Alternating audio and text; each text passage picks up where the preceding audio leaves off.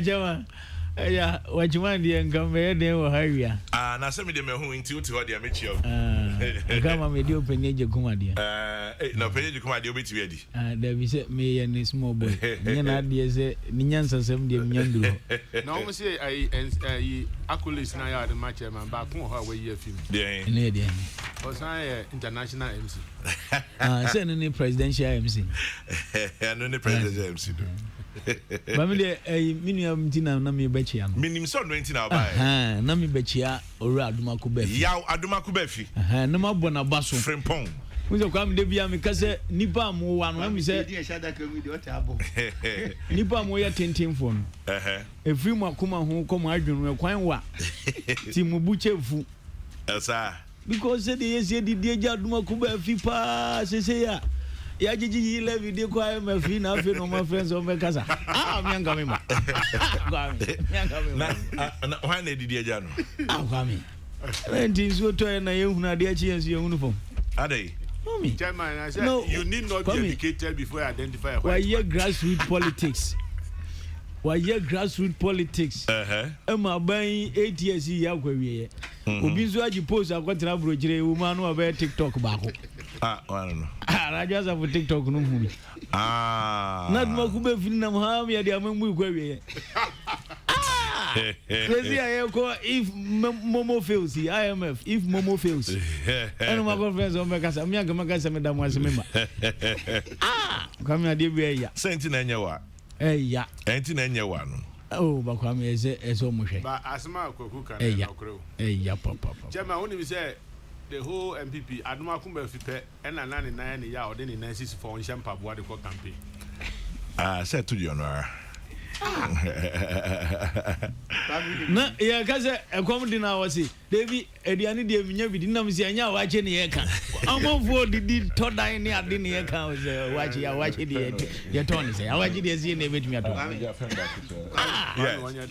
ele de tefre makoto nkrani mu nti Adomako nti baby out nti wo ye comfortable I don't know you're comfortable. As one make a hotel. Oh, but yes, Ben, and how do you school? Dog, family say Ben, or your schoolmate. Oh, sir. You had that the same room. Oh, really? You're fair, no pim honum. And Kanyaka. Mr. Kanyaka, Chasso. If come him say Adomako Kraus bani bi. Dey. Unse wa kwaji award aye bo abaso Kraus ma ba adwuma. Yesu ye ni se wa ba adwuma. Enye na dan fusem ne o de twa. Adomako kan obi an invite kwam ne host. Enne ye Adomako san e be kasa ma MPP ni de. Kwame. Ese mpenimfo hu se need for party no kwame eboroso because me mompa gwagu ebo a na mo didi ejamia aduane yasa mo from e bia na aduane bi o kwame kasi private ka se mo asa baby edre o mo me o ma yawie oh yes sure ya ko party ya serve jollof ya serve akoko ni na ma nya bia chips na me di mani beto so kwame baby edre pa Adomako ase nya MPP hu do so be kasa ma party ni de kwame owie say Jubilee House frɛ no because kwame the same party any adi post am obi a post no obi pa bi edi no ne wagya ho akotena brokire majisi yesi parliament kura frɛ na Zoom meeting kura wanko privileges committee kwame na dey nti obi MPP ni chen obi grassroots politics be pa na Adomako Bafi anye. Oh, kwame moya. Na radio station ben kra na won kran ha ni kuma sia Adomako won ko hoda. Nka was o hwe kwame nka Christo ni kra de. Unse Christo for ni politics that's ana thin line be them. But obesha da for Bible quotation na didi atem no de twa ndisi for sa. Oyo Kokrokoo wa. Kwame. Obi si men kan cho say Adomako Bafi asem na kan tumuda. Na Adwoasafo, it's been almost 1 year, no show. Carlos Ahinkra was asked to resign or he was dismissed. Compare Adwoasafo and Carlos Ahinkra. What part did Carlos do wrong? And then now, as for Adomako Bafi, he's just a child of God. I kind of go Nana Kofi na juice. Now I have fasting class and Nana Kofi na juice says that one. Kweku ada na attitude sir. I say Carlos I can cry. MP Tema West. I don't go here then. Make I put. Yes, on your COVID no call registration EB. No call rounds. No call rounds. Ne boni na. And your money free abem. And eja kunsu ye de. Eja kunsu ye say American komo bi no nsu free mu. And what does need ye won ye wo go to America. But me go de nam gas wo yare o. Uma no abaye TikTok. No again.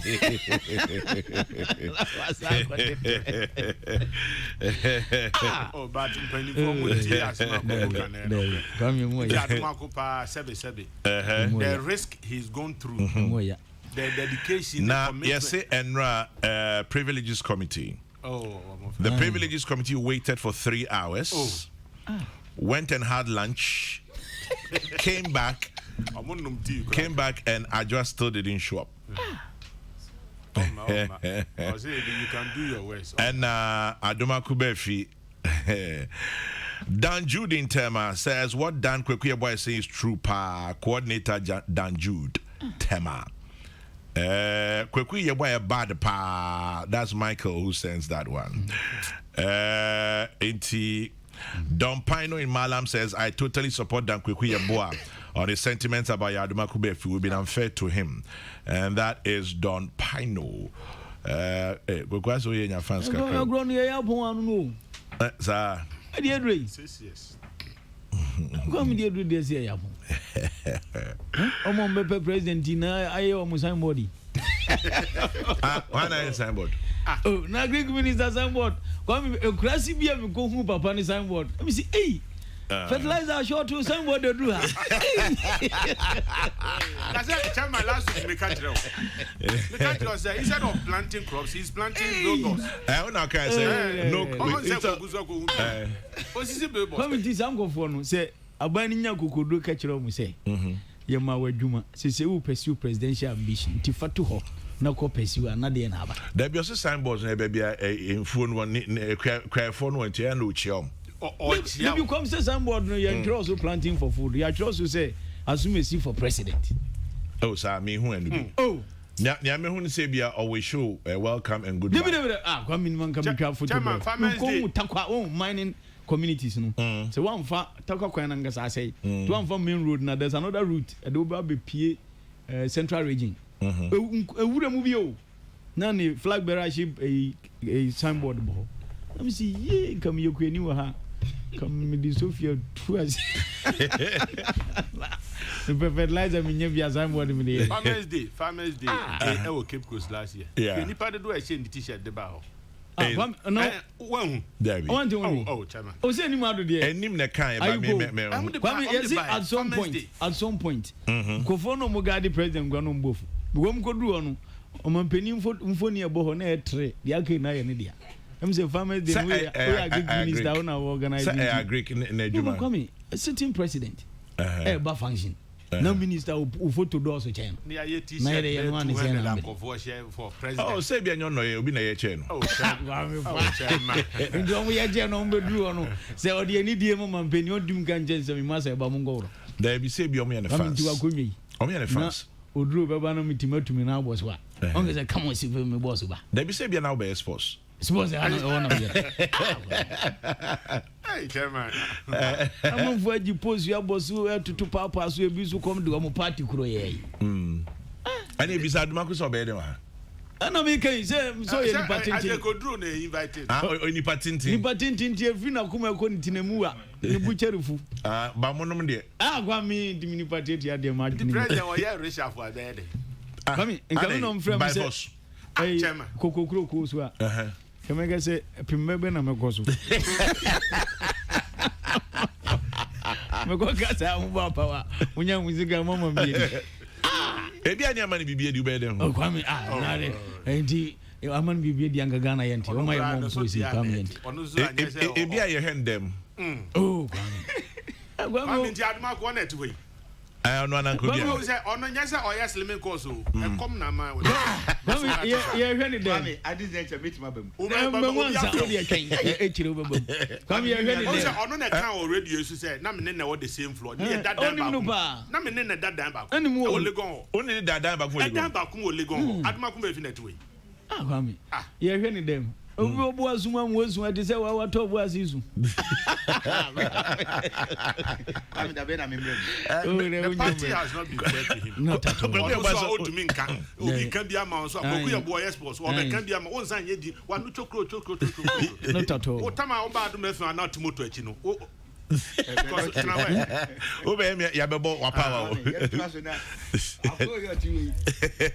No, we Titi room was here. Yes, in national lotteries. Let's do an idiot. National lottery saying, "Hey, you are there." I knew you now, Mutumano. What's the Mutuna say? See, Lotto, and you what you are there. And you what you are there.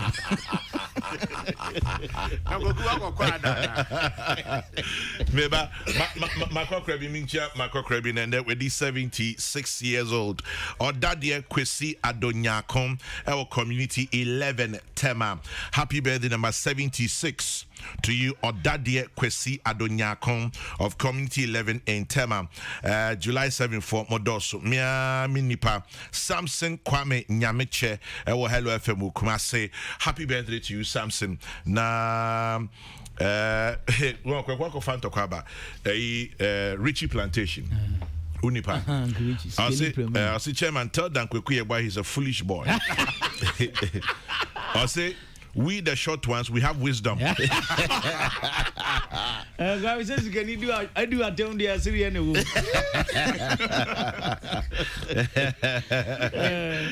You do attend on Kwekuye about what is your problem with the agric minister? Oh, come in. Mimi, come say Mimi Agric University. Yeah. Until at least minimum Agric Mukakra. And as our fertilizer seminar, they share Ukraine in as a phone. Miss, say at least you won't go for them for near month for your big businesses. Mimi, you should say Kwame. Number one supplier of is fertilizer or Ghana, yes, Yara. Yes, you penny no more. Yara, I said Yara. Penny no more to qua. Into a supply and if you almost him. And it's all your queen, you can now fetch it. Now, quite Yara phone was all fertilizer. Almost all your gun and almost all mount. Almost both who say, okay, most sabotage and service sabotage. And the Abua party say Ukraine and Toka. Penny soon in the Mabe Mujin and fine. You have force over it. I mean, and if you were to die in your mind, you'll be new. Now, catch a supply of crowns.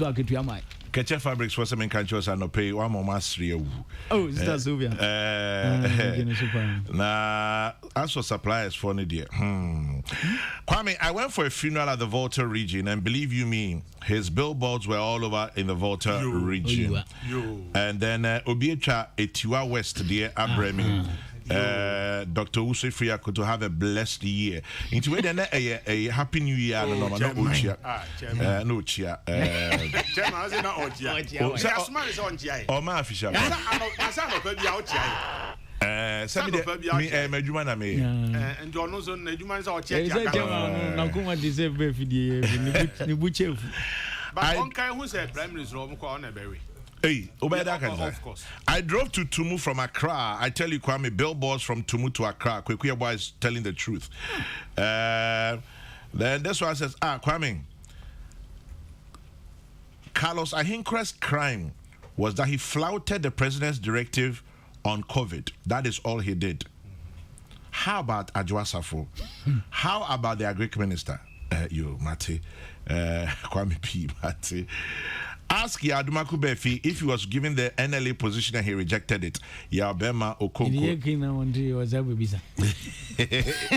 David Ebiana. Governor SD and idiot. Oh, yeah, they are Proco and Quina inviting his woman.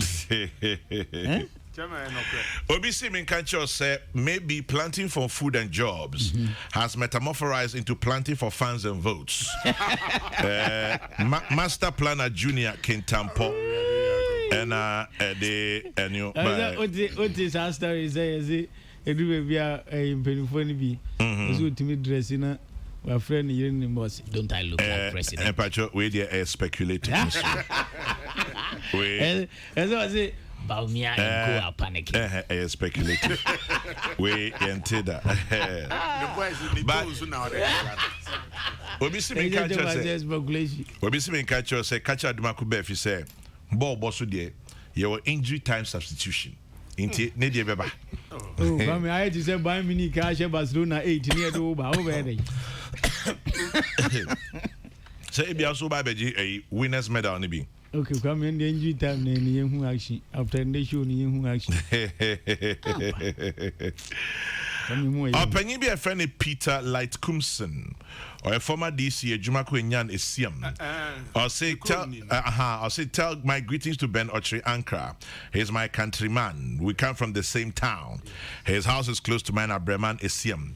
Say oni kweku ba ku na omoboso and then Bombay and what you see and then Bombay birthday Peter Light to see your china so July 1st so week there because Alote Jacobs was Monday and kweku ba ku and Peter Light comes in so your china kweku ye boy blast rough what kind of team be that kweku no correct Peter Light comes in me chia one of fine gentleman I see catch pa kweku Come Ain't say Admaku to me be man. Oh, come to me, Baba Media. Me bona basu so when you would trust our baby.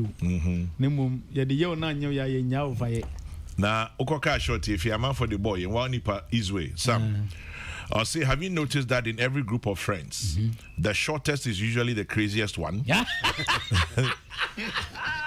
And then also, why do short people have a hard time raising a family? Because they struggle to put food on the table. The table is too high for them.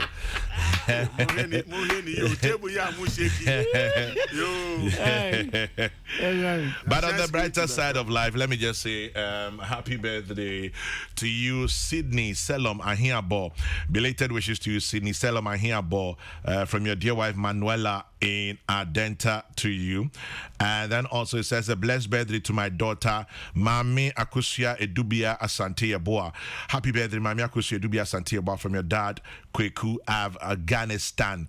And to you DDD aka Ada Jay-Z, Vanity King, Ngozi Celebrity 1. Happy birthday from Seke Seke to you. It looks like July 7 has a lot of birthdays. And it says to our cousin, Mrs. Christiana Champong of EPA. Happy birthday, Mrs. Christiana Champong from Fifi Besua and the entire family. We love you, sis. Have a great celebration. So to our very own Samson Kwame Nyamicho of Hello FM, happy birthday to you as well. And so no na de kwam de fans e bebu na mfe no mbra o ga broni na ni sika kwayira was central region ha ogotu sika wa himfie sie mode wuru se ni sika yira na gongon bitan gong dem broni jimfo dimaji ola ni sika yo na we jim na hu sika na de bebren February na kododo. Yes, kododo. Yes, kododo. Iti Admaku pa. Onye no kododo. If Adumakube is able to defend the MPP after what has been done to him, then I swear he can defend Satan. I see I didn't get Jana comes out. Obi da di edobado pay. Chairman, that was say education minister was done for. Oh yes, yeah, Chairman, when him say 18 months ni. Colleges of education, almost council, almost to me constitute here. Are they? Minimum 18 months. Oh, all really? the educational institutions, all my boss, all my councils, colleges, Aban is one of the areas almost a kind of almost teacher training allowances, almost the above one year. Councils never here. My almost me running colleges in the year. I'm to me for me. Education minister in Insanation. Hey. Inti aya kai no. Mati. In the meantime, I say ABC drum no menkan mo say mo amope Qatar 2022 akono is happening live. Qatar 2022. Kempon Travel and Tours, the official travel organizer in partnership with CBG, that's Consolidated Bank Ghana, is offering attractive packages for you to enjoy the upcoming soccer event Fili Ewo Qatar 2022. So if it's visa, travel fare, feeding, accommodation, accommodation, sightseeing, match tickets, and many more. Kempon Travel and Tours and Consolidated Bank CBG is offering you exciting packages. And so don't miss out. Don't forget, CBG has 114 branches. Into Kobebia, CBG will be a Ukuta passport. You choose from the platinum, gold, silver, and bronze package, and you're good to go to Qatar 2022. You will be on your way. Yankonkwan. Well, if you'd like to call CBG, 0302 216 000, 0302 216 000. CBG, we stand with you all the way to Qatar and back. Yeah, Adumakubefi, Machi, Frimpon no Kahun. Boko dear. Na I know see me besides up there. In the meantime, Dr. Ben, obviously a friend of Pass Solo from Wager, or say Sophie Bremen is CM there and they're in a contact. Oh, fine. Okay. Yeah, yes, I know Papa Dia. Kokrokoo one is still a Mimbisa. Kwame with ACP. Major so. I no pay Mammy Kokrokoo radio so. And despite media, and I'm in chief for more 8 years. Yeah, Joso. Mammy Fidie so na Yensrin Yamiasum, the infam or mine. The infam pie boy and fanco to say, or my hodo. The spirit of patriotism, the infant sumo man, near Mompai and small man penny in a biddy chenia swafonina. The Indian Yedi. Kwame and pay me pedia or has say. Bruni Becca said without sounding braggart. Becca say MPP moody for now. Well, do what dance say. Will be the oldest year of a piece of empire. For now, they're coming Nankemia, and I just say, me no chassis a check. A check, papa. Nache. Entiade yemi fie. Ahano yemi fie. Akwaba. Despite media, bebia. Kwame Nkrumah frame na ni TFM frame na sifa kan frame na ya okese frame no di ahenkan kwaku ebu ahwan. We drew Kumasi so Hello FM, Kenya mechenom, Kinedu ednom, UTV. Jakwabna nom wo fie kra na afro nti eye medium nti me ba ha se ya na menyirai de toso mienu nipa mebre na edi yaw e wo niema pii ho e de fa me ho me da o maso kwa mebre so ba de me ka kiro me se kwa me politics eye niema mienu eye abotre ene mre me no se me ni role model bia ana se me ni a source of inspiration bia ma me ho a His Excellency Nana Akufo-Addo is one of the sources of inspirations. Said 2016 at a time when they been free so intimi mano. And nam abutre any mrentino. Now he is our president. Kwame Nyesanete. We have a lot of instances. It is a politics who ram now botaya ni say. Meno BBC meniso na mbefuma fadia wabambebu. Motivations minia Ben the doctor. Oye mini apa enye nchen ya kwa minya de ketu akura o ya at a point Tescon president ono de no on politics but eja adwene de wo bi nti maybe na okama futu for no. He's a very nice intelligent person outside the he say your point to kwa ho no but he's a very good person ya near the room ye bibia kwa me politics no it's about intrinsic motivation rather than extrinsic motivation. Okay, triangle so na yeah, a woman, and no, Emma Waye. Name of so Shasania, oh, way by when you say, Wabambe Buntem. Into Abamui. Mabamui Kwame. The love I have for my party MPP. So we are 7-day Adventist free Honor. And only a year, many Jehopa, and I'll die MPP.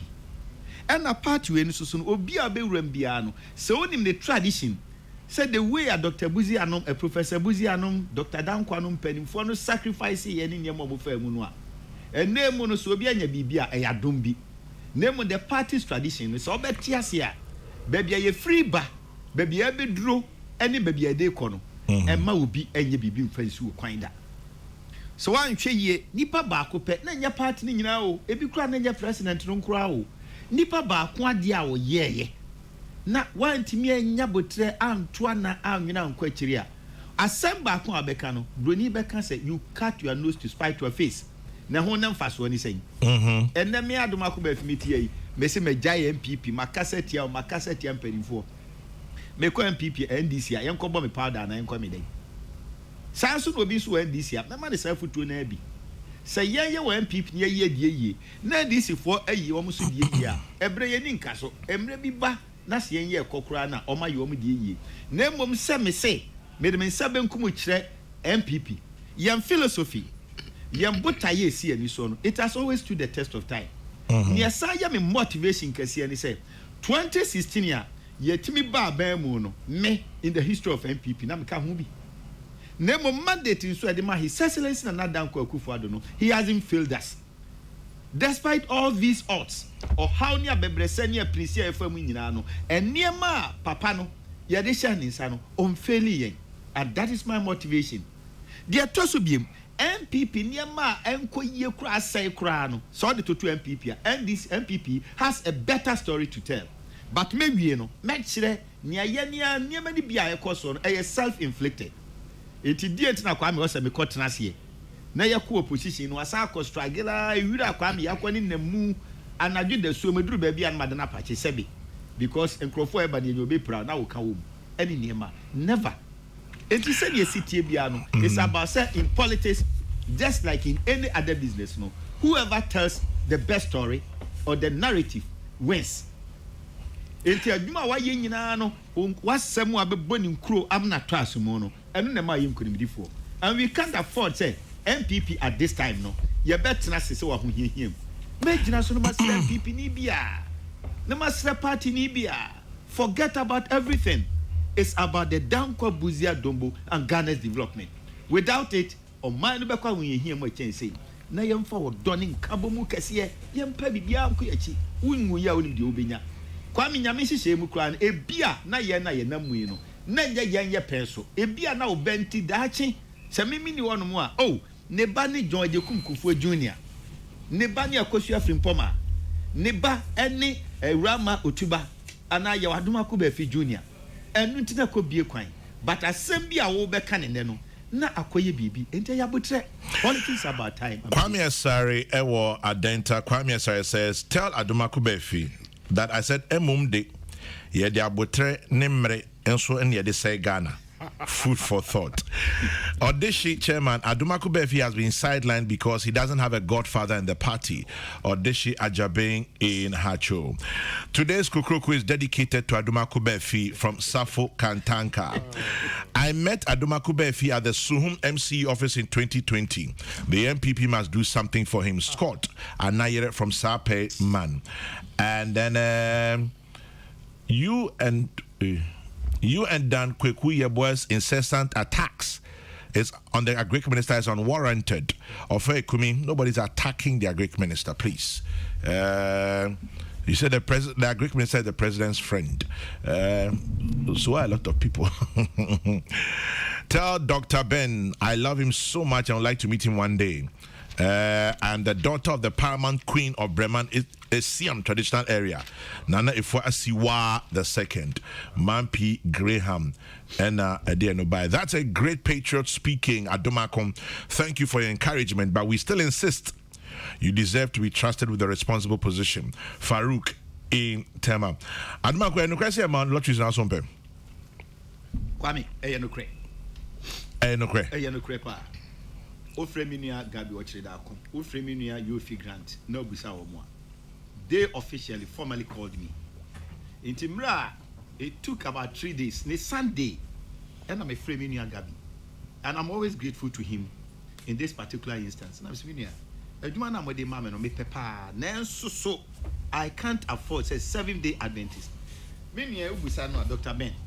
Now, a microphone, what actually? Me only go na me TESCON president no. Na me sami ye national vice president of Adventist students.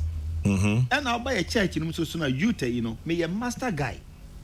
Enti I am one of the sources of inspirations to the youth. Na me kwakodia. So I say me ntimi ye. Enti kwa me na no kre.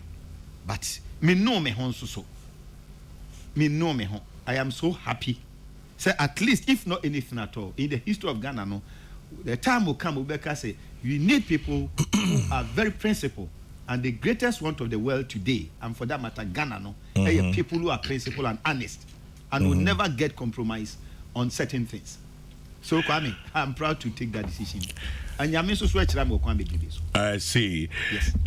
In the meantime, a very good morning to Josephine Jima, aka Mami Joe of JCR Ventures, and all at Printex, Maso Nkrumah, KGTR Mall, I friend Dubai. Yichia Munina Anope, yese, Moa Ama, excellent customer service. ATSC Mama, very excellent customer service. So a shout out to you, Josephine Jima, also known as Mami Joe of JCR Ventures, and Mwamwo Printex Masun Kroma KGTR Mall, and Masun Kroma KGTR Mall at friend Dubai. Yeah, so you have excellent customer service. Good morning and thank you. And to all the staff of Jofel for Ichia Munina Nyamin Shramu Bebre ne Mwejumapa Moye. This one says, I met Adumaku Befi at his sister Constance's office. She was my colleague at the University of Ghana. My regards to him from Edna. I see. Sister Constance, my sister Baku. She was a great woman. I see. Anyway, Dr. Ben. Onia. Boko dear. Yamedia chair. Ekoye. Now, Adumako, Obisi a friend of Kwame Apo. Oh, Kwame Apo, yes. Or Simon Cancho say we are yet to finish our book. Ain't or you mean your partner a lecture or GIG? You one of the year you were trained you mean I see. Me friend Chiakes, yes, so Emma, Deputy Director of Research and Monitoring or Electoral Commission, and Awoda, Mr. Fred Tete. Happy birthday to you, Mr. Fred Tete. You are the Deputy Director of Research and Monitoring of the Electoral Commission. Have a lovely birthday. God bless you richly. And whilst we are the Electoral Commission, a very good morning to you, Dr. Sribo Kweku, and to all the guys out there. Have a good one. Dr. Ben. Chairman. Yes. I'm so big as a mini role model of party. Also, we need Godfather. One car role model. There are a lot of Godfathers. Min Nikran, His Excellency Nadam Kufado. He's one of my godfathers. Really? Oh, I'm telling you. Yes, I'm telling you. He's one of my godfathers. And the M's and with you. Oh, Nana, you Nana, you yeah. May say, Nana, you Bibia, ye bre, enemre. You female. Jay Kufo is one of my godfathers. Likewise, Kwame Adokufo. What you say? Kanda Panum, so many people, you didn't come up. Emma, and Tema Buzia or Honum. Oba NDC in Sosua, I can tell you, Auntie Faustina Nelson, I love her so much. She's my mother. Likewise, Professor Nana Genopoku Adman. I'm role models. True baby, na me kasane nko ya. These and many others who call. Yeah, we one can ye. Kwan what you say? Mini how cry. Mini how. Bread. Bread. Well, Dr. Ben. Chairman, and that's it. And Che Biana, it is Ghana, you call IMF. Na and Komopi Akoso. And I say, Penny Fona by an Equisia or my penny. Sanquisia, empty or my penny, a bed rather.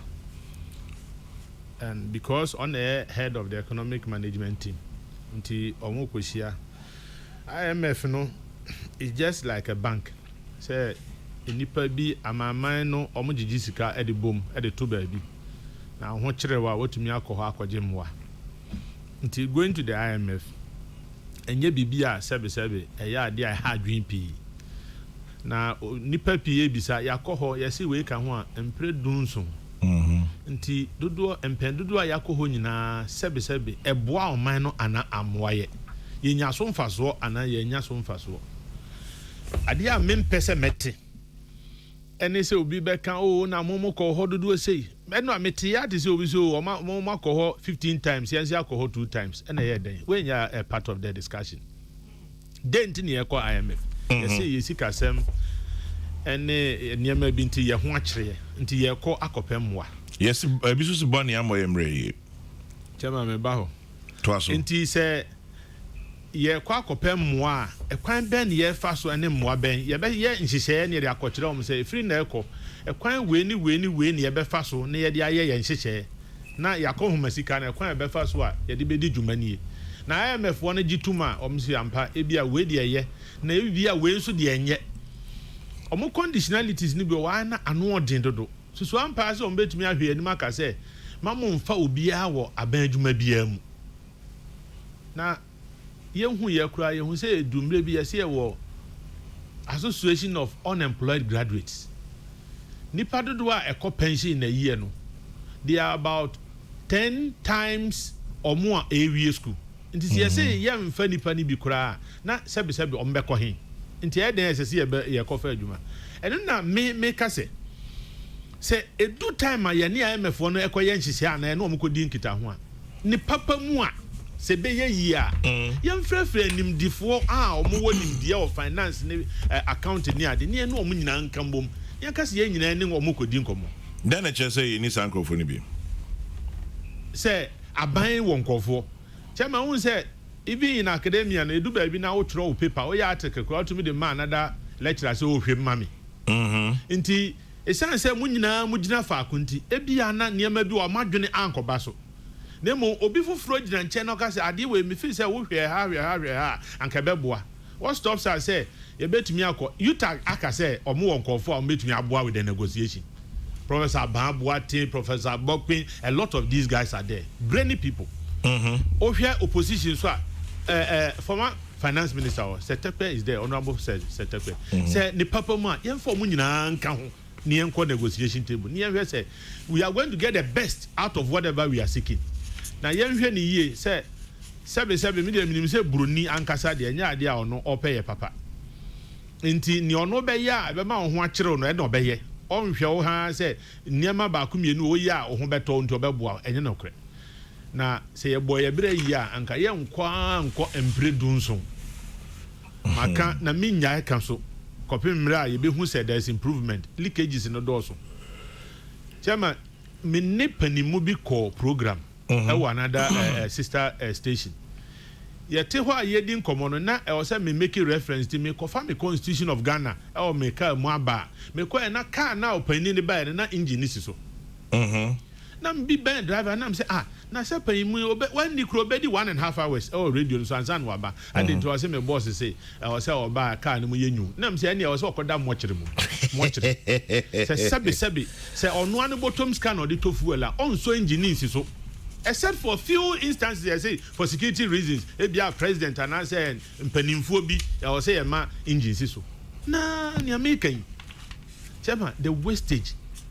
Finance minister emiemu ebe say oh tama Russia Ukraine war by ni the measures bi ato ekwam oh yatete aban adwumayefo bi mpanimfo bi o market ya so ni ade ye katifu ani saa ne mani nyina government assurances committee omo mian hwe se saa de na omo kan susu ampa ye so o mato market ya so si ete so si ante so yenim nti o se so omo miehu finance minister be kan say ye pnema ye gi levy na he is going to be accountable to the people if he say ye finance minister en kan hwe na beti ye so we can say what he promised we want to see because say we are transparent and ebedu ba bia beka so yenko so moa na de na ye nyina ye de ano atom na ne ekwe ya yente hwia omo a sebe ye expect so mbeka sa omo ne ye nkasa omo a ye nim se ye mfa tumi hye omo sa omo mom na ema official statement dia na niema bi enkoyie enti IMF ya ye ekwe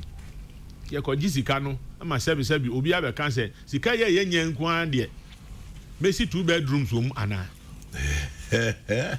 say yankwa IMF no so anka yanka say betumi aboye bra ana me say me enkan ye nim kwa akiri yankofa auditor general's report at least for 10-year period ni yanhwe sika dodo a ya se no sika ya wia sika ya ne basa misappropriation of funds ni yanhwe sika dodo a amahodo of one eba de beboa ye budget ni say susu ampa say o man fa beboa ya anka ya betumi aboye bra ana. If we are able to block the leakages, ebema ye ho ahare ye kakra. Na sebi nipa no oba na me dan ba ko me susua say anye ye kura mfie nan me kono de mmasi edan be enum nti o file na ya access declaration na o me wadan enum because oni me say edan a obesi na omo file wie so a edekoto as chairman ye miemu ogisa asemasi nti sa process na kasa kura so enye transparent. Enti yen niema na se wo oniema wo ye no dodo na obi na kire kwan a obefa so abeya where lies your sovereignty enti ye wo ekwanka omo a ewo nimde of finance no obomoa government should do consultation and government must engage anybody at all who indeed has the knowledge of obeboa na sangofo ye no omo kwatena asie omo ba omo anka se omo ba omo trim podeda na yensan hwe ya no kasa yi chema sesi a internet engineer obeka bia ni na mo ansa na mpanifo eba oman mu nsem o matia fa oman hu no omo ba omo ya omadwene deda ya fe na akwa bibi fufuro bia because wate say ye nokre say nye nokre me say ukọ America baby wo ho efi pa ukọ UK baby wo ho efi pa enso omo ntwa meto internet so Boris Johnson bako omo ye yi no talking about UK wahu enti ada na omo de omo niema ye papa nko an omo de kire na ye de ye niema ye papa no ye de sie na ne ye papa nko an ye ka ho asem ne ye de kire amansan enti ye wo kwantwa na ya kwa ye fa so ye niema nyina kire se ye nya ya adwen se pese ye de ye ho na wo ye budget wie na ukurakura de nam ekoye la sula se o fakakra kam ensa me budget no kura how many times ya Ghana ya budget ya disika na wie ya say there was surplus break even po ye nyandu ho da bia budget deficit mate menya nti ye say enne anase ochena PURC for ekohu omampani say omo ho kwan na nkania ni nsuo ye ntutum Chairman, ni ekwe bebi e timpo ye hu ye ho anu o. Ni ye san betotum nsuo ne kanea mu a ebeye din. Ye nhwe niema a ebeboa ye ne yenye ni ye yisi kasem no enkoyie na dodo na ye de cedi ene ekochesi dollar. Nti ya ye to me produce wo ha anka at least ebeboa ye. But ye mpese ye be produce. Broni no no ka say don't provide subsidy no ono ni krom o provide subsidy. Nti omunko no mukodi nkomo ne mom omunka hu se omo omba no nye ye hu do penti e na omo ba omo de omo adwuma na omo ye there's nothing wrong to go to the IMF but ye ko na sebi ye nya so mfa so dia then there's no need ye be ko ho ye mi say ye hu se pempi na ya ko ho no then na free mo ba na me de besia chairman aduma kun wi a makwa akohwe second topic na adema ye no ho na me de ma ho odi nyina be gina ho na e fa teacher for Okay, so it's been confirmed Boris Johnson has resigned. He's resigned not as Prime Minister. That's what we should get it right. He's resigned as head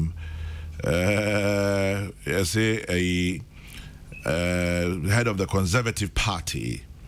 Well, he could, I'm choosing my words, he could continue to serve as Prime Minister. Anyway, on moment British politics now see Papa SM, you know. Resigning. Yare kura na o person resign ya say hey traho. Mo send message in come madu asafo why so be resigning. Nti ono so resign. Na I don't resign. Chairman minister media mabisa chairman unyi manu e ha me. Say me person me hu say empendo do na o de tia broche ne etua ne ka as minister na. Of course, na say or minister. Or a minister or MP into whatever is due here no Nisabeka. Yet you can minister on your Jumabia. Chairman T. Sebi. It is a one major mafia and he was one paying for me to your can.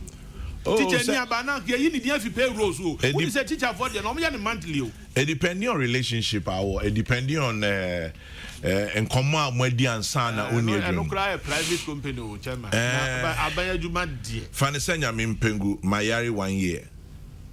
Na Mufia. Say, Bia. You're back from why interviews or our phones. What the crowd between a Juma from home. On only the Najuman 1 year. Chairman 1 year. Ghana is can year to go. Near say NCN, year to go. Media minya and call resigning. Or Yaji Dindu or Yaji Diboni. On resigning. On resigning, President Onyinedi. You have the men you said. You have the men and you women, said. And women. Say no only the generic. But you say you need to be politically correct. Sensitive. You had the men and women. So let's see you in action. Kwame. Walk out there. Nyamiti ase Kwame. Yeah, then Yamiasi. We no nyina chi no asomdua a ye wo no mayi mu no ye na nyame ase entoto ya o mampani eni wo mo so mhwe bambo so nyina no etoto no so hwe am ya twe ho ahia eni senior adomfra na se tourist ACD wo mo nyane nyema ekoso no a ye betimi aka ni se e urade adomti na ye nwiesa nti no ye ka ni nyina echi no ya ye hunu seni da so bi so e wo honom Kwame IMF Dr. Benochri waka the background o me no yakomu emfie empre edunson se we ka ho a na botaye di ko wonyina no IMF asori bi e ba so mira na misu ani e frɛ no yenko na hogo no Kwame what is asori mente da open onim oh yenko na hogo esewara anti uba ko no dia na bibi eson na emre emfie empre dunson na yakoni nyina no dodo no anu yesikasem nanso so dodo no anu so no emu nsem ene botaye de koye no eya na esipai meka sawie no ye behu no botaye ahodo a ebinum de koye ene de ebinum so ede eko na fe ye hunu because ye kan nyina so bomu a ya nhwe yi a na akoye bibi IMF kro no sabre ya ye kro no eye besepani ko na haban etase ne benyansafo Kwame encher pibi ena IMF afia hyase One betu just say $50 billion at ya toho. Sanse the way amaya who do any be air kwa hu chire mu no ya nhwe ya at the economic recession ebeba. IMF no a eno me betu ho. E di sasem no e di betu ho. Kwame me no ka say since 1947 or 45 omo che IMF. Enkoba say amaya who do maako be say oha eni achire Echo apply IMF ABC da eye sabre mu na dia nwanwa ne se oba bibre ma se ya the second largest economy anase omanye ne sikasem bibre ma nyina no otoso mienu South Africa wo ma dikan ko dia nwanwa ne se Egypt the third largest economy Kwame omo dikan wo mo soso omo ko Cote d'Ivoire no ni ade matete kura se Nigeria kura se nkrata ka akra bi na duru honom etie bebusa se ede ben na Kwame aba ni nyina no kofa bai no eye adia na sebi ebi ensida so hwan krate kutami ya World Bank asmodi kaka Russia Ukraine war to cause biggest price shock in 50 years World Bank the world faces the biggest commodity price shock since the 1970s due to the Russian Ukraine war the World Bank said in its latest commodities market outlook report World Bank statement back no World Bank Ukraine say World Bank warns of recession risk due to Ukraine war.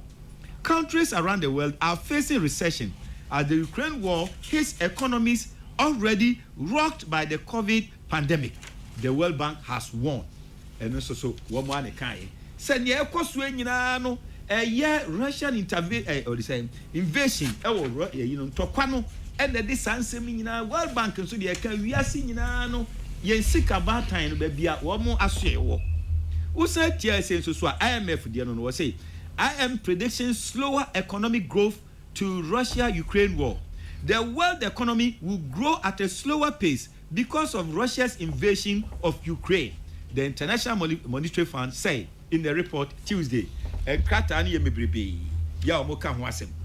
Yania yen immediate past president, His Excellency John Dramani Mahama, Openi Mechiao, or say John Dramani Mahama, 23rd April 2022, and year 24th African Business Conference, Harvard Business School, like government all over the world. Why they carry? Yura John Dramani Mahama. Was say like government all over the world, it became necessary for African governments to take action to shield their population from the effect of the pandemic. This meant in many cases an increase in deficit due to unbudgeted expenditure. This has devastated many African countries and sunk them deeper into unsustainable debt and economic downturns. The pandemic has a general deleterious effect on the economy of Africans. Okoka same way America may say, Senia COVID no. Anyone send some Senia may we are seeing a titri near Bibreno, Yakwa Huchimo, the idea having Memphis in Chanto and Yemra. Was say the pandemic is estimated to have dragged about 55 million more people into poverty in Africa, and exposed another 46 million to the risk of hunger and malnutrition. Indeed, 70% of hunger in Africa, which had already been on the rise since 2014, is directly attributable to this pandemic. Nya wo Kenya ni say empo ebibrem wa say ya hu ya pinisie ene yan ha wa hyase emfie mpim yenu ni du nan emra no ye president no say de mo ye den enam covid no enu nti enam yakosa ahukyere no enu nti kwame so hwe sa nema we say nyina no a na Ghana ye kɔ ne sabre no eye Obisu Simin Kancho said the world in the last decade may be witnessing its worst leadership crisis in history. We're facing a global leadership pandemic. Global leadership pandemic that is much worse than COVID-19. Indeed, the Russian-Ukrainian war in itself is an outcome of the ineptitude of our so-called world leaders. We have a global leadership crisis at hand. What does Adumaku think? Kwame, medasi. Krate kutami. Say brebe mama we are making kind progress. 10 reasons to look forward to the future. Near all can a philosopher and a philosophers have predicted say and now it is we no. What do beba no? Wow, it is so bekas oh, now we cry a yechen we say. Right from golden age, silver age. And timbre biano and no na your responsibility map out to so say. Then what do I do to make sure some man for better myself as he? Enti dia waka no enya de a sebe me ne be ko ho ba eyade nso so a ya ko yanim ni nyina no obia no free say enura na ye chene na mbom wo na ate so na beton nye me we say despite everything me de no no eyade a na ye chene enura enti beba ye no so kwa me so Dr. Ben, very quick one why Pacho. When you're an MP you are either paid as a minister or an MP. Not both. Okay. Yeah. Yes. No, just because of command media, but just say we MP now say the minister, you discuss it become. Kakrebi. Say one city cry is kaka. Say one city cry, you discuss kaka.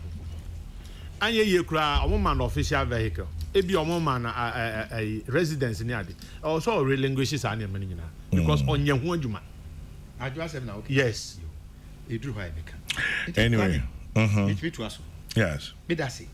Kwame mabie ni nyina no yemusa say MPP before 2020 no and 2021 no bra ye be so akonwa ni mu no ni ye bo no ni ya de ade akọ akira na enipa de sabota akodu no in America obi age ho gitum say ye na pomuden hyehyeye ye homa sua hyehyeye ye na kwanya ne ye ye na duane sem awrokacha ye mfidi dwuma ene ade ade ne ye nyina no bibia kyese na enam kwa mu totin ekopim se sa o how year and then World Bank na nkasa ni IMF o nyina gitum se ebam ye ho akire yen am former president kra no enso kaaye no ewom kwame se ode no to nkyanya commonly obi anti ase Dr.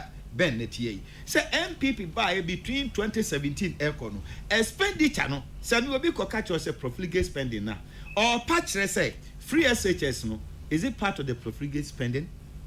National identification a year allowances and demand nurses any teachers a year free SHS any unemployment ya MPP buy under the Kokrokoo for adwuma ya fa no make me aka say unprecedented dum so aye free mu any niema ehihye ye no obviously no am my expenditure no ko soro but na enka yen because na covid no enyamba so odwuma ye ni trafie 1 year no mampani tua woka enam wapomuden ho.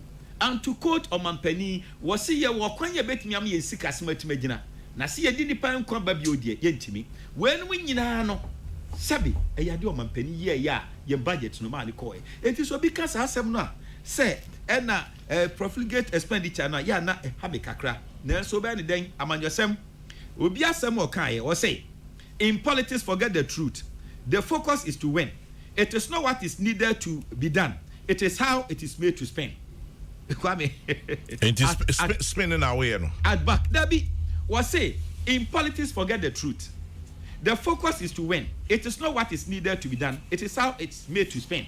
And in Tinipani ye pa esa nano so na woso a Ghana for fatu wuti na ma prison you round go enti ko be den but he's spending but we dey fair no to nche Kwame yan hwe eye MPP the face of or how are you coming in a chino? Yan import cover no, 3.3 months. A yacht as Osha, 8.5 billion. Oh, Nina Mukrano, the oil no is growing negative as compared to 2015. Your core IMF no, not the import cover no, 2.8. And no crown for the not at the economy no, oil a grow positive. Yet didn't be any Gugun Senia. Now to you say, despite everything, Yakoyanim, Shania Professor Anim, a government statistician no, Kwame Omanyama and Sabia, ABNCA. Since 2017 to date, in the face of COVID no crano, Kwame, ya dear say, Emrebiano, yanya surplus a trader, yanya surplus. Or mention Yamamiansa manufacturing, one district, one factory. Many will say, Mintimin Kakrano, one district, one factory, yo mienu, your brownfield, and your greenfield. Brownfield need the existing ones, Kwame, na ice a group that could farm so no at the day. Yet me a shemua, a gina. And a greenfield no, and also the eco juice na de binu on na establish here. And nam say expo near my de kono do suntino, at least in a way. So when na ma, and a COVID beto yenya, as at the time of 2015 no, Ghana for Mother Roma, Kasai na kwame with me ediako. And intino sabi, and yet woman penny epe, and yet the MPP pe. Na me then say ba ye no man penyan trafia mase bian for say me ankasa me ne masoafo nyina no yen salary yen sika ye de no ya chem wo ha mu nchem aduasa ye de boa esan so okafo ni abenkwan owie ya council of state for de wo de abeto so kwa me de efe no na nka me hwe say ye na mieru suma fidi a ye na mieru na ehwe nka Excellency John Dramani Mahama onso so no by constitution o gi the same thing na nka onso the 30% abeka ho na nka yaku yanim wo de kasa na so onye mampen but woje Kwame but onye mampen but Kwame sabi enu kra na nka be ye fe o mampani ono no adwuma no woni ne gi the same salary na wo a wo tifie no wo de akra de nka wo chemu Kwame careful o mampani nka ho hwe Kwame de pesa me kan say ni nyina mu no IMF insensum aba nyina no it should be an eye opener emma government any party emma yehu IMF Dr. Mena kan wa say obi abeko tomre bia ba ye de genuinely said ye wiase nyina ekam IMF aka any or the same World Bank aka ama President John Dramani Mahama ono so agia tum say ha yen no si ya kwa na nsesanke e pere ho ba ntem dodo ebeka say yemko ente yesa na anya mo amonsem amokafa IMF ntina manaba na me ka tell say kwa me ba bia koduro no in communication say when you lack the ethos. So would like ethos credibility. One share ye how. Ya priya won't them do. So it has been a slap on the image of the communicators. But in the way so no a bold step or man penny etimi eteki. The ananka mehwehwe sanka ya be kona akra no. The communicators should have been posted, kept posted. Near ya west say near ko. Near the defenses. And near ma who do American near the a consultation researcher me my any dia be go on. Near Mr. Ghana for they say. Yes, sir, Omunya Botre, and what train. Near me dance with the MPP form far before any BB and Cassa, a cry, beko any grania hand time. Yajitum, Yames Rebu, Kwame, 21st century, you know, anymore. Politics is about public opinion. Kwame and Amibuana. It always has been, isn't politics is about public opinion. It's about perception. It is our bemu and our opposition. Nembre biano, so make me influence public opinion now. It's about knowing the conductors and other influencers. Why am I bet me abuami? Media number one. Kwame to us here, you know. Obet me a set agenda. I'm yatum. But so media me, I don't see any media say or your NDC and MPP. It's about the approach. Wo kwaya be first wako mo. And no year number one. Number two, the academia. And somebody bo on ma unhia do makobefi. Unhia or the saying minua ya boabia samwa. Unya kwaju upon kruma. So when the academia no said the doctor TSA no relationship no a cordial. Baby say no, they will take it up.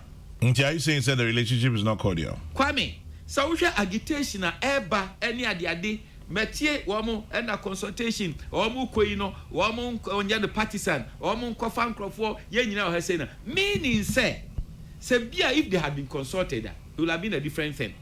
The trade union congress or see adu omu nyina nante drivers union the grassroots sie nyina yɛ ka bɔ mu a na mmere bia no yɛnsɛm no yɛmea hunu sɛnea ɛsiti a ɛnyɛ ne mpɛmpɛnsuo yi but so far so good yɛbɛyɛ ne dɛn deɛ mɛsrɛ ɛyɛ abotrɛ yɛnya botrɛ na mfato ho nti na ama police ni prison ni wura ho ebia sɛnyɛ saa brɛ wei sɛ mu a ɛna kɔyɛ mmere bi ɛna Ukraine war yi ni adeade ba yi ɛna wo ba bɛgyina wo so me kumase me kɔgyina bode na me gye me ma me school fees ɛna saa brɛ hɔ a kwa me ka bɛ ne dɛn hwɛ deɛ mpɛ sɛ meka ɛyɛ wura mama ɔka asɛm bi a ɛyɛ very year a ɔsi nyinaa no yɛtie ne yie ɛyɛ State of the Nation Address 2013 was say as I said on that eventful day of my inauguration, change does not happen overnight, and sometimes despite whatever progress has been made in motion, it will appear to be darkest before the dawn of the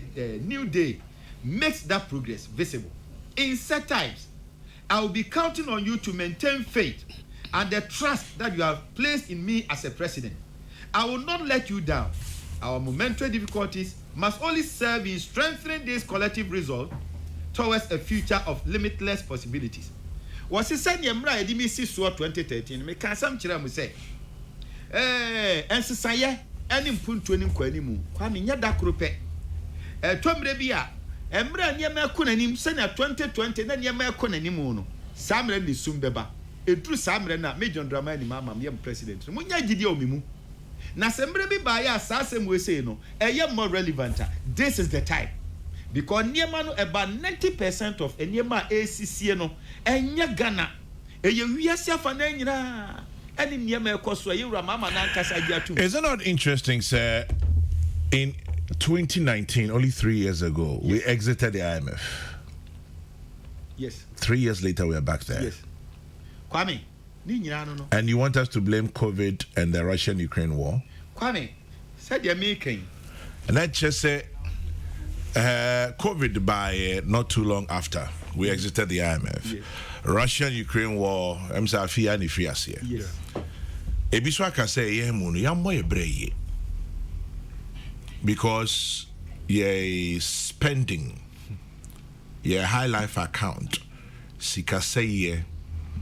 Ewo near maybe home back on a free SHS back with infrastructural projects a year Professor Jekuma can't happen say ye jinyoma bibre boy so agenda 111 near ye we I say ya jinyoma bibre ain't at the end of the day usika sem ayebasa kakra Kwame ain't no say bibi bebomwa. How about that? Kwame Pidasi, answer na doc bebemuno. Near all kind projects no, any profligate spending no differences wo. Mathematics yes niema no do so do. Ba ni nyina mu no papa so pa nwoma so, enya no modi ntra, ni yie di ntra. Ye see hospital e di aboa. Ye ya kwan e di aboa. Enkwada bi bia no abetimi di aboa ye mabunu no, ene ye mmofra no e che nwomasua.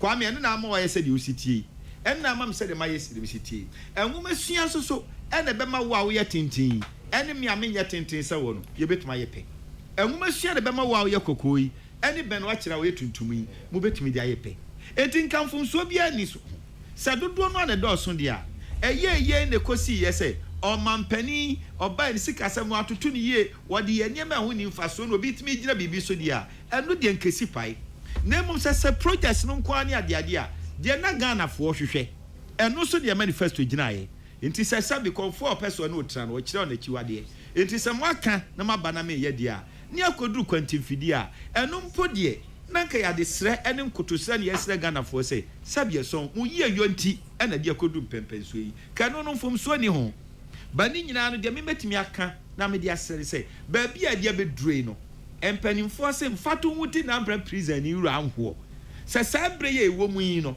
ena se free SHS ni ho no mu a ena wo bebe school fees no so akwa me ka be ni den enti so mampani ni MPP aboya anya hwekura na ani so ade hunu pa yenya se da chinti yenya mfidudwuma ne mwa yen enkwada no sukuu no enko nanim ni ye ba ye ekomfie no mfie nsia ekoyi no ye da so tinkane mu no this is how far we've come na ya botre ahukyere de so because ahukyere ho no mu a oni akro oni di atem ɔmampanin na ankasa honestly agye atum sɛ akokyerɛ wɔ hɔ na bɛdi akyire wagye atum asoafoɔ agye atum yɛne adi akyire yagye atum sɛ sɛbi obi bɛgye atum a memi to ekwa me ni board ɛna menyɛ appointee ɛni nti yɛ nyinaa yɛka me kasa timamuni bakwa me go beyond that uti oman meko sɛ obi a ɔman ba mami adeɛ baako nso betumi asave yɛn the grassroots ɛnura ɛyɛ despite ɛyi hɔnom ɛyɛ TUC hɔnom kwame me gadam krofo na me kyerɛm IMF obi ba ne bu afu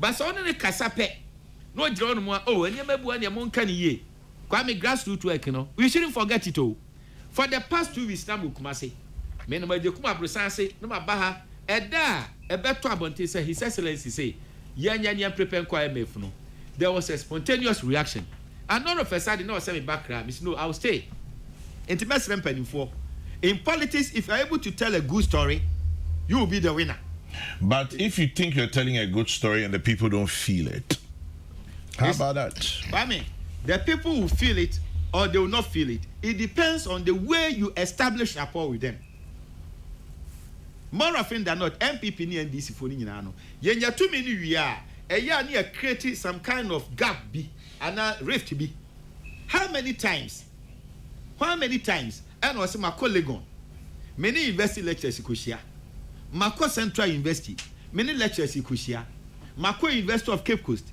mako KNUST mako Valley View it's about lobbying and lobbying skills no so no we need to how do you call it employ it young from crofom bet my say adwuma no religious say when na wom so appealing adwadifo no when ewura kantamanto enyo obia na o se man bia say na mom se etimi aye niema yi akwame na sa grassroots no omote niema se and you can't do politics without the mindset or the psyche of the people embre bia no bia wo bia no it's about the sociology of the people it's about the psychology of the people enti say wo bananya eto wo bia no wo tena se no analyze say these are some of the things no document it na e guide you and train Emma 2024 ma now the slogan they are called breaking the eight a fantastic slogan name of dear ben na wo dey ye say ne be ya enkoye say no akiri no after 2024 no na ekwakoye agbena enu de nyame mpagu enu ti na me gina so say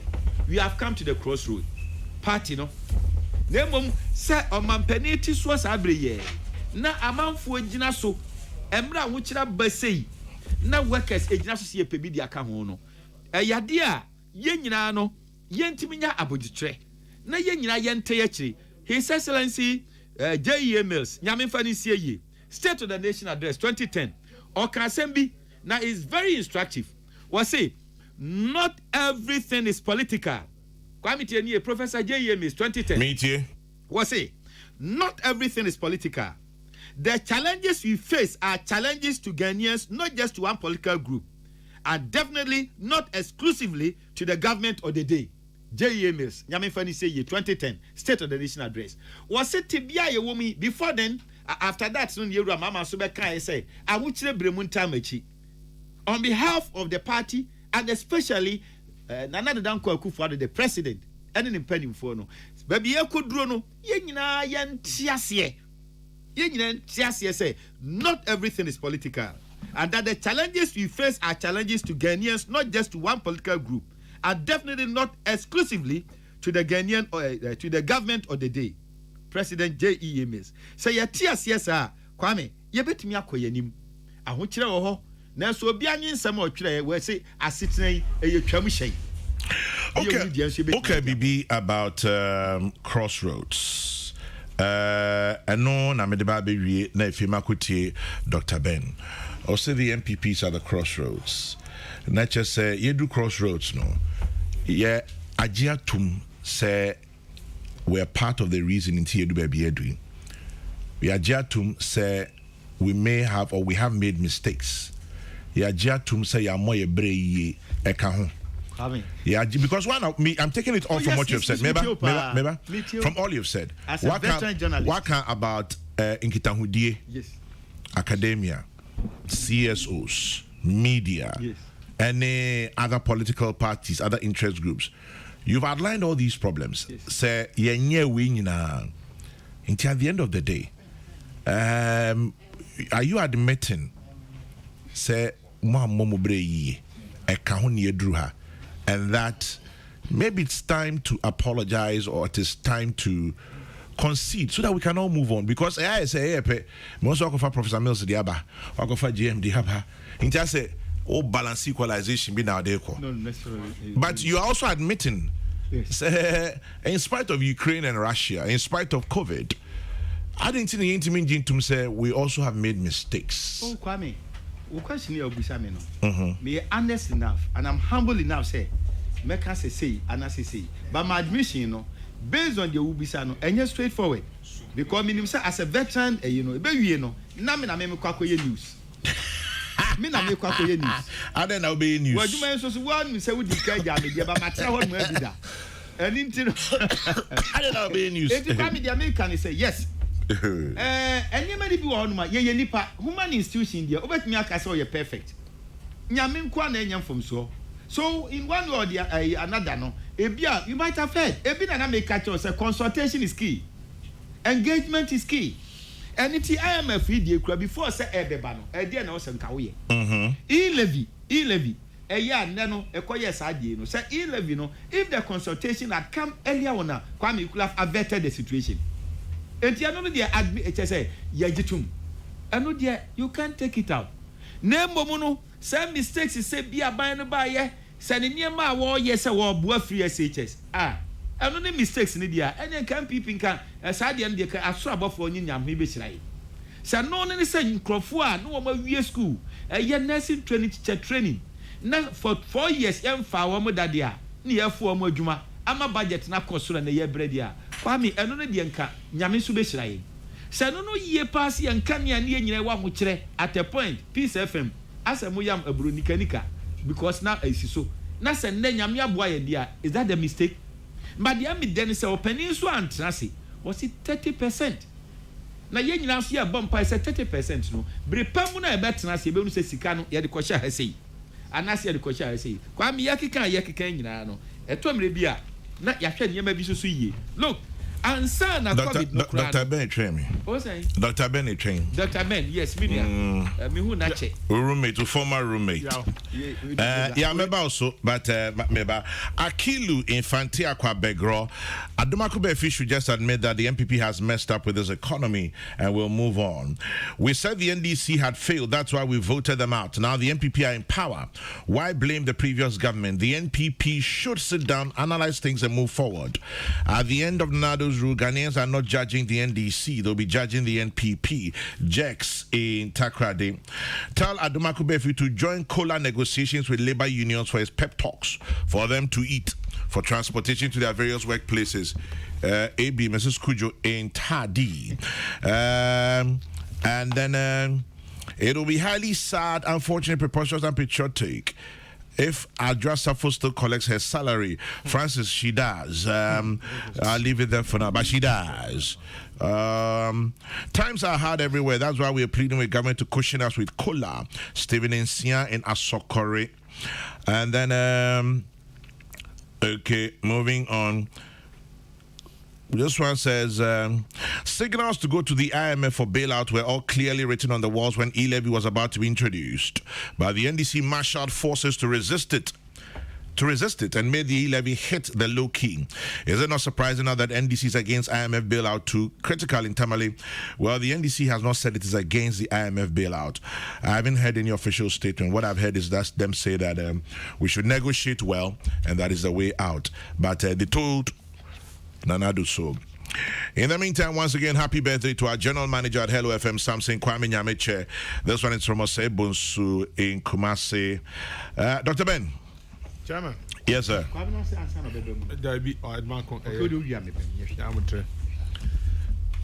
Only say President Mahama. I can say Sankabeya free SHS no yen review. Me go ke bi ebo me. Me ba ho. Me no me enu so be kan. Ye boy ye mpa o. Omo di atama ma. Say adan ye bia no akoka say free SHS. Yen review. Chairman, I said this on record. Me ti anye yi. papa ka ba bi ansa na me ko secondary school. Okay. Na minim bra me bra ansa na me wie secondary school. Ni santi. Senka ye pe obi a obegyina pa sa ambassador say advocate say den for free SHS a. Nka me metumi ho asi ho. Na ma ye say adwuma no for free and pa me nyiska. I support the free SHS 100%. Nemum.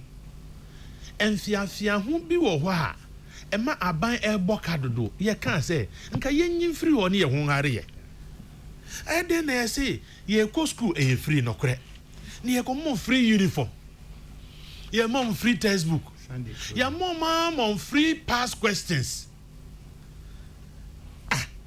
Nansanka ye segregation. Chairman oko America universities are e wan hodin wodi ye papa nkofo gitumpa Harvard kan ho. Harvard school fees e so say university bia wa enye better. So say nkofo ko ekotua. Nti na ye media me say anka ye Ghana ye luckily ya chichem ye say grade A, grade B, grade C school. Nti nka grade A schools ni nyina wa pese ko no ko betua school fees. Nkofo betua. So ni ye mama ye say de ben ba kokora say 1 hot meal a day. Chema edidie enya asem ketua o. Enye better. Ya ye ko ba nyina feeding is very expensive. Extremely. Nti sanka ban ben say anka day schools numpo ye nya ni free ya. Me fua so. Enfia ho no dos en na masika no dodo na akwakɔhye ho. Nti ye see reviewer obi ntiase no an say what years no odi atem keke. You are just an illiterate. You won't hear some nasi. And now when you are watching, so about 2 boys will be actually much. And the only man say, a son said, Obi can be binti, won't hear say. But one of our biggest problems is we are not good listeners. We listen to reply, but not to understand. That is our problem. We are only listening. That is why we are suffering. Enti IMF for one pay for me say ombetie. Let's review the free SHS. Enya honkwa baby ya ye disika hye bia ye hwa ye ho kire ye no ye hwe ne ye ntoto ye nsakakra. Because wastage no dawson. Awofo no bi o ha meni afia pokua. Almost about 5 years ago near say oh free SHS nanka awofo bia mpom fanhye ne trim say nka me ba betua 800 cedi September a year ni yesen times 3 years ni yesen. Ntinka ba be wie na obekọ tertiary mpa ka wo 4000 bi da ba di a obetumi di akọ ema obako su ankaye. The same people be wie no more than half obetumi akọ tertiary nso yes can ho. Oh nti yenhwe ni ye free business yenya nuru ho. We are not at that level say bibia ye de bema bibia de bema ye nuru ho. Nti ma yenye ho say sebi obi a wo ti obi fi a wo yusu Range Rover de na dwa ni ahantan no na yabam. Nti yenye nia ye betumi ni ya ho de betumi. Chama meto aso no. They say teachers are on strike. And me kasha nyame anim say I'm a proud teacher. I will always associate with teachers. Teacher ni aketu ya nye. Oko kan ye sie nya abotre wa aketu ya wosoro. The teacher ni a wan kosoro benya na aketu ya we. Na adumako. We are Sunday school teacher. And teacher ni dia nya abotre. Saturday and Sunday. We are Saturday teacher. We are Saturday school teacher. We are Sabbath school teacher. Nti wo gidi say teacher ni bia be ko heaven. Me can see asem so say Aduma so about radio swatcher. You keep moving the microphone for your lips. If you kasa kasa. One no say come na dey no so ka. Come dey ni mi o. Abi ni anu kwa mi se fa kan dey na come. Yo, what dey enye di mi anka bi ma. Na chairman, enti enka bi so ana o kantra. O dey men kantra. Na o dey mi nua no metumi aka. Teacher ni asetire munye. Me ni father dey say me ba afro na edi nkomo ani wona me say father. Also teacher for the na o chese o kan onim say o kan bia ma ya na say father wo hu teacher ni wo Transacoda wo hu teacher ni wo village oda airport residential area won say teacher ni bi was as wo enti sebi ye de yensu ye nya de papa enye ye ma teacher for na airport residential in Transacoda kwa na ni village na de papa wo there be chairman me say mbese yensu ye kwatena ho bi the other areas but baby a make kan mi hu teacher ni wo ho mo ka shinso ye ni bimpo osum ne beso no na wo hires adio na teacher ni wo pay 1500 cedis na wo mami ensa na o te akra ha esan foka akọ adwuma untumi edin na yɛma yɛni nkɔ ho yɛwɔ ɔman mu na ɔnoabo ɔsafo maafo ɛkɔtena se yɛ negotiation sɛ yɛma bi mu neutrality allowance na teacher ni deɛ ɔso ɔpɛ kola wokora deɛ muti na yɛ kola deɛ sɛ ɛbɛsɛme boa cost of living allowance no chairman me say kola ya ka kola ya say ɛbɛsɛ so wo bisa kola wo say ne board na wo bisa na ntwie so ɛ what you say ahia na wo mo pɛ 20% ɔno ni pay na ya ahia wo pɛ 20% wo mu a ɛno yɛ say o ye niska I'm on record me say I'm one of the few people me say obi ye MP obi ye minister adia ohia so de ye na dwuma no ye mfama no I have no dispute about that. And the same way teacher ni so ne esese ye de mano ho hare ye mfama no na ho kire no dɔɔso no do sɛbe is it a crime to be a teacher? One way ya me say wo de ye nkɔ round ye check how many schools have been say teacher for all kind 100 e bia nipa train na work e wo hyen a wo mutumi de e bɔ mo bra. Yes, obi or how onya bia ompe. Yes, teacher in your pen said there be our rent obi dan you. And yes, in your pen says sebi ebi ono ne banso entumi nya de papa emfa nya no ho. Na ne oni onya no ebi ensunu mpo no di bia to ho. Yan hwe eniema mu ye. Enti whoever is involved, say finance ministry, say hwan yo, say labor commission, omo nyina nka mom.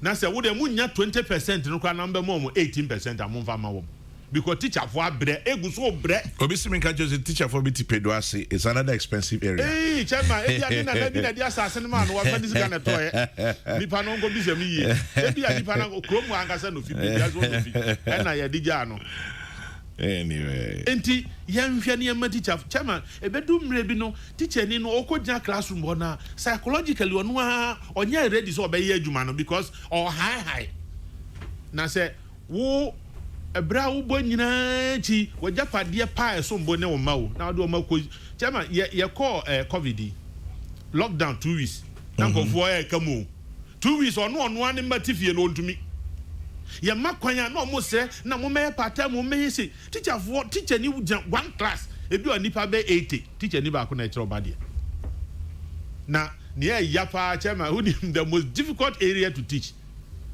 yeah nursery to primary 3 I will catch the students say sit down say I won't sit down obende don't mean you so na san kofu ebre wo obi o kira di o nursery awon o che concert party ni obi o kira di o nursery ni esese wo ye bia ma school ni na neje obeye ni e bo na atro bibia adwuma edin bako powers as any teacher die na ni nyina chi no ye de obi de ba betra se kire na de na wo a wo gyina wo kira de na kom de wa obeda ye adwuma no wa ye ni and into the maybe I'm have this kind of oh chairman I'm score mo dey bay yanka say ye won ye chance ya say no but is it not instructive say as a dibia I'm a baby bia ansa na be hu say ibetimi siesie ye man chairman no na ya no me no me ye ka asem bako and I perfectly agree with you I didn't na chen there ye mo bi na e be kire kwan ye mfa so mo ye bra I didn't sense yentutu ye niam yi me say emre bi bedu sense wo nam da bia wo sre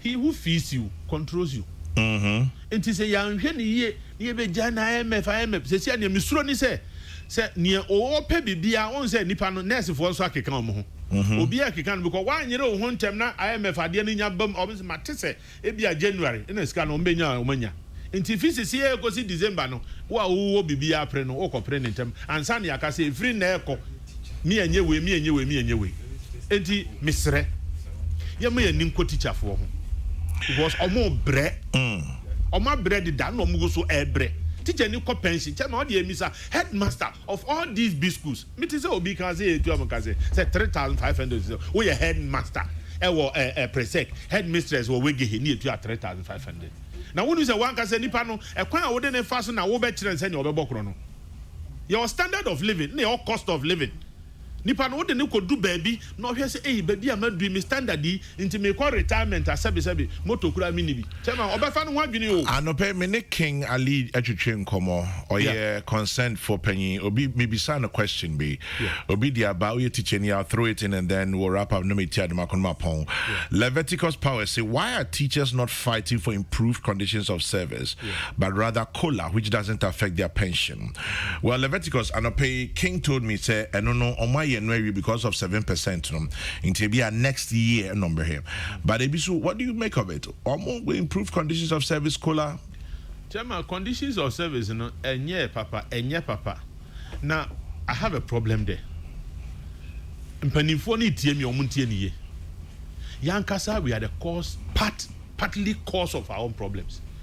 Sanke ye can GMA kasa anamebo teacher for nko ya sorry ya na to ho na gra to ho na consent who is not concerned and kwaya mafa so achiche mumu no eno so ka ho na mo bre let's speak true to them because I'm one of you kwaya mafa so obi sabe o petumi bia di o pe hwan kwan da wa mi o yate ye ho be say enye wanwa in the next few years ahead ebi mbesa to omo ho na yedi Ghana ha chairman opani bi mi mboni din o te political party ya ne nkofo se omo hu so na omo yi na di o se monfa the following year no wate foforo nipa baako o man mu wate parties nko atre nipa baako party na o te ne sa same way na ye fa so a na e kina we na yate ye ho na nkamu kan mu hu bo mu a sesi amoko negotiation abo na we nipa mienu na bebre mo ankasa so mo hihia mo niam yiye kakra na aban no me se mesre adwuma na omo ye no enipa pintu me nye o teacher di anya adwuma teaching is a call a vocation enti so be yi no ho obi yi no ho eyi ni yam e de no ho si wo se sa adwuma we na me ya me se wo ho retired teacher aduma kumba fi ba okura repen okura green auditor for pen wo de okura ni nyina bi esan say ono so teaching background ye hwe teacher for ye me anim call mu ho yie esan say so bi ba be doctor if you teacher obi ba be engineer if you teacher obi ba be teacher if you teacher so Matias na una ma politicians and nam ho nyina panifu take decision nyina they went through the hands of teachers adentin ye me anim call mu ho. Chairman General, good morning. I felt sad listening to your Dan Kweku, your boy's lamentations about Adumaku Befi. I remember how I used to bash him for sometimes repeating himself from radio to radio station. Now, we don't even hear enough from the appropriate quarters, let alone a repetition from people like Adumaku Befi. For the MPP government to look on for such to be said about Adumaku Befi breaks the hearts of many foot soldiers who would have taken consolation in seeing such a person well taken care of. Adumaku, Mumpunye na musu na yende yebe den Segadus Ashtown. Eti na obisi mi bisa se Dr. Ben Eyodike na akpalu asem na wo kan. Chama me se me modi na ebo. Nipa ba ko wate party mami chia odike. Me chia odika do. Na me brem. Pa ju brem na me mpon ma bre. Kwame. Yeah. Ya bo IMF kono. Adwin miensa na atudwa. Yedi kan se wiase nyina sika batan no eye World Bank ene IMF agiatum sa ho kira aba no ene di how abeto yeso de toso mienu enso so kire se tebia MP e wodi se oman no ye wo mu sa abre no eye free SHS ni ade no ene sa ne mana no mampani botan so de bua no eno so di akwa ho kire mu sa ne mana bi ni 2015 in the face of all these things no ye sika sem no ejina ye che 2015 no senda no adwene nyina akoba se na Dr. Ben eken ye a ye nyina no ye begi atom ni atena se free SHS ni ye na emom ntoma a wode kwa sori kwasi adade ma eno nto no eno no betumi ataso mu Kwame me teaching as a profession I love it because yes Christo ba wi ase no adwuma ba kon ye no it's a noble profession ye je ho me be ware Kwame I had the chance say me ware lawyer me ware doctor and a teacher me menti no I opted for teacher me no me hoda inti yen ma yan wa teacher for na just say yan nwe ma Kwame me no me hoda me ba manfo oh sorry Kwame just a moment Kwame I'm sorry me ma wa teacher ni teacher say me dem anwe me ma oh there be Kwame me choice oh di uncle ante wo kan say wo choice Now I am say, "Oh, you about who to our teacher?" Say a teacher for. Just say, "You know, you're me, and you're crew teacher for your name." Me no better.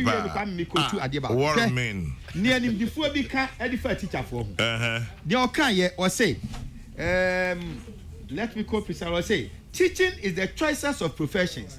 Because everybody who is anybody was taught how to be somebody by a teacher. Everybody who is somebody was taught by a teacher. Idea you can't take it out. One more jumano a sombo. Nanso so no omampani ya woti so yi no. Or the teacher for ni papa wo no wa sha se teacher ni. Ni wa fa JB dan kwame mpani for they were all teachers. MPP for mpani for bebre they were all teachers. We sympathize with them. Nemom pempen so a ye be drei no enya de ese betimi no ma twen nemom eye achewpa ene ye sere se emu oden do amu ka no legitimate yi na so amu pagi o mani fanto hwe kwame even 2014 na eniema mu enya den sa no 2013 state of the nation address yewra mama o kan di so se ya wiam na ka dompe o wie no di gu workers no so se adwuma amonye no enye nwa akatua na moje nti Ghana fo ye ntra se nyanhwe sika amoje o mampani akufo ado o di achopa Minister of Education o di achopa ye bi adi akire nyina no ye di achopa teacher fo o masima muka no kwame ya de atwa asomu na nsusu no achopa ade ba ku bia kwame mesan masre enra omusi omokoye aban amfa hwe ama table no so oba chadwa ya kwame no ye de huye eni nti no mampani on fan sapan ema eni ti yesre wo mo ayapotre obi si o man hia mpa ebo eni wo man ho do kwame finally oba o man hia mpa ebo Minister of Agri eja obi ekono no so kobie eni wo so ye na inembo mu no enyema miensa eye government statistician kan say aboa no oka eye one district one factory eye industry oka agric ya o site eye planting for food and jobs e de bania na adepa bia abonyumata ho wono he's also doing what he's supposed to do. He's doing a wonderful job. Ye nyina emom pa infanta o mo achi kwa be mame nchia mpanimfo yi kona koka kire poultry farmers say agric ministry ekoyi kona koka kire omo supply fertilizer 2.5 years into omo kan o kasa kire ma maka se ba bi ekoyi a kire ba bi nembo mu no ya hyase na bia beduro no he cannot be singled out. Ye nyina emom pa ye se bet me free sa o haw no mame nyina so na nchia wa koya mankofo keke bi a kire me say okoka teacher for asem tie me ya ade asem ni se munya akwa me na me nua no eye immigration penny oda no yewura tachi ne na bedi achi abrefa Afrifa ye chia o mo papa. You mean Lord Afrifa? Yes, he said they are wonderful people.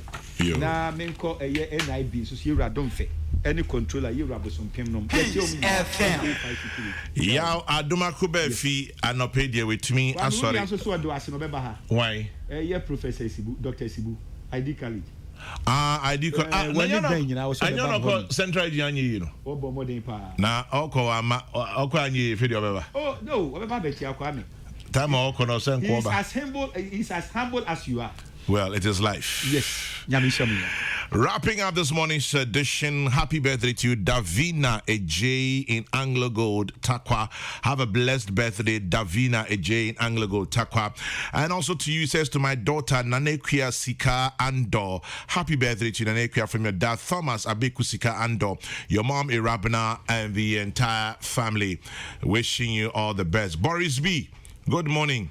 I see you, Efiakoko is doing well. When Boris B, Kokrokoo King Kong. Anyway, Peace 104.3. We're wrapping up this morning's edition, and it's about time. I gotta go, man. Just saying, I'm going to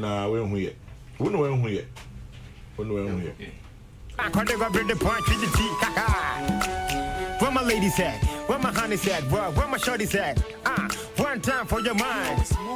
Now, get my niggas on the block, y'all. 1, 2, 3. Bring it on now. Baby, the things you they do me, they make how they feel. Girl, my heart done there for you, my love not real. I promise on my honor today by your side. I go come tell your mama, say you be my wife. 'Cause I can be your man. can be my girl. Still remains my favorite Sarkodie. I don't care what anybody says. My girl I'll be the Pombidi. can be your man, and you can be my girl. My niggas on the block. Yes, you know. Nah, girl, you know what time it is. Sometimes when I sit down to reminisce about the thing we be to do, girl, give me a kiss. Now we got more things to do. This be Genesis. I be you feeling it. Now I come to think of it. If you marry me, think about the benefit. Happy birthday to you, Linda Nyamalo. Me, I be your man. I go do Enjoy your birthday, Linda Nyamalo, from your dear husband, Paul Kokrokoo of Stay Cool Auto Parts. please. Your children, and also from Achu Agbo. Make a foot the Yawa don't gas. That be for you, Sakibidis. I'm a Tobo Coco Sue, and I'm a We are Igbeni. Jigbeni and come to Jibodi. We are Igbeni and come to Jigbodi. Wishing Cadet Officer Ernest Adakwa Elias Bode of Police Academy. You know what I mean? Make a give it Now, Cadet Officer Devano T Radio. make a It's from your wife and children to you, Bode. one time for your mind, make it push it up. I be you know what I mean, make a give it up. I tell so I never give it up. Make a see your candy shop, baby girl, show me love. One. Baby, the things you they do me, they make Kokrokoo Milson is next on your radio. my heart done there for you, my love. May your day be blessed. I promise on my honor to Remember to keep your dreams and hopes alive. come tell your mama, say you be my It's still a tough world out there, but still we rise. man, and you can be my girl. I can be your man, you can be, Abner Jerry, thank you. 'cause I can be, Thank you to everybody for joining us by ear, voice, text, and eyes. can be your man. And when you stop to say a prayer, Say I like the way you do your things, like remember to say one for me too. especially God bless. Good morning. love me, and in everything.